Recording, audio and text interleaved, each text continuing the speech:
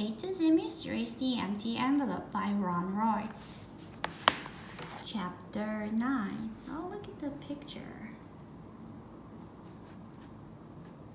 Officer Fallon snapped handcuffs on the thief's wrist. "I'll take that," he said, plucking the Jenny stamp from Otto's hand. Doris Duncan shot Ruth Rose a nasty look. "You tricked us," she screamed. The old woman who had been reading a newspaper suddenly stood up. She had white hair and wore a neat dress covered with tiny pink flowers. The woman folded the paper and placed it on the table.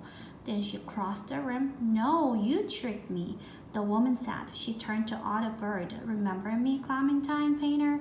You lied to me. You told me you were a stamp expert, but you're nothing but a crook."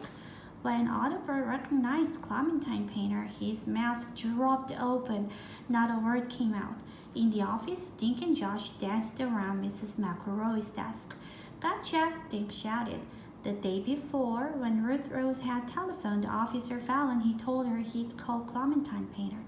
With her there, Officer Fallon had explained Doris Duncan and Otto Bird wouldn't stand a chance.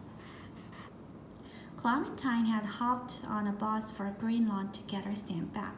When Dink and Josh walked out of the office, Doris Duncan's squinty eyes got big. Then they closed as if she had a bad headache. Otto Bird's face turned as purple as his tie. Dink thought the man would explode. "You can't prove nothing," Otto Bird yelled. He raised his cuffed hands and pointed at Doris. "She planned the whole thing." "Shut up, frog face," Doris Duncan snapped at Otto Bird. "If you'd copied down the right zip code, we wouldn't be in this stupid town to begin with." Officer Fallon chuckled. "Don't worry, you won't be in stupid Greenlawn for long. I hear New York has $1 million jail." Officer Fallon led the stamp thieves to the door. "I'll meet you folks at Ellie's Diner in an hour," he said over his shoulder. The kids and Clementine hurried to the window. They saw Officer Fallon lead the two thieves across the street and into the police station. "My soul," Clementine said to the kids. "That was so exciting, better than television." An hour later, they all met inside Ellie's Diner. Clementine treated the kids to ice cream. "It feels lovely to be able to buy things for people," she said. "I thought I'd lost the stamp forever." "How did it get in your vacuum cleaner?" asked Dink. Clementine smiled, but it was a sad smile.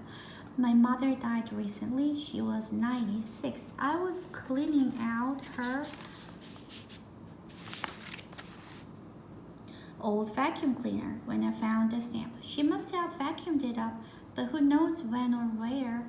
"How did you know it was valuable?" Ruth Rose asked. "I didn't," Clementine said. "But I knew it was old, so I looked up a stamp organization in the phone book." She shook her head. "And that's when all the trouble started." Officer Fallon nodded. "Otto sang like a bird," he said. "Seems he worked for the stamp outfit you called. When you telephoned to ask about your stamp, he answered the phone. He was ever so polite," Clementine said. "He told me to hide the stamp and he'd come right over to look at it." Clementine looked angry. "He asked to see the stamp like an old fool. I showed him my hiding place." "Where?" Josh asked. Clementine blushed. "In my cookie jar," she said. "I treat myself to one cookie every day with my tea." Dink laughed. "That stamp has been everywhere. I don't understand how it got under those other stamps," Clementine said. Otto Bird hid it under regular stamps so he could mail it to Doris Duncan's home in Colorado. Officer Fallon explained. "They planned to sell the stamp, then split the $50,000. "But why did Otto Bird write those letters?" Dink asked. "They both have records with the police," Officer Fallon said. "In case anyone opened the envelopes, they had to look innocent. That's why he signed them Mother." "And when Doris Duncan got the notes, she'd know where to find the stamp," Ruth Rose said. "But she didn't get them," Josh said. Officer Fallon smiled. "Right, lucky for Miss Painter. Otto broke his glasses and copied down the zip code for Greenlawn, Connecticut, instead of Greenlawn, Colorado. And then my little brother hid the envelopes in the refrigerator," Ruth Rose added. Mercy, Clementine said. All this commotion over a tiny piece of paper. Officer Fallon slid an envelope across the table. Here's your stamp, Miss Painter. He grinned. Can you find a safer hiding place? You bet, sir, she said. This is going right into the bank. Everyone said goodbye, and Officer Fallon took Clementine back to the bus station. The kids walked home, talking about finding a fortune in a vacuum cleaner. Want to come over and play more volleyball? Dinky asked. Sure, Nate and I were winning, Ruth Rose said. Josh agreed. Not me, I'm going right home. I want to see what's inside my mom's vacuum cleaner. That's the end of Empty Envelope. It was so fun reading, right? So let's read again next time. Bye!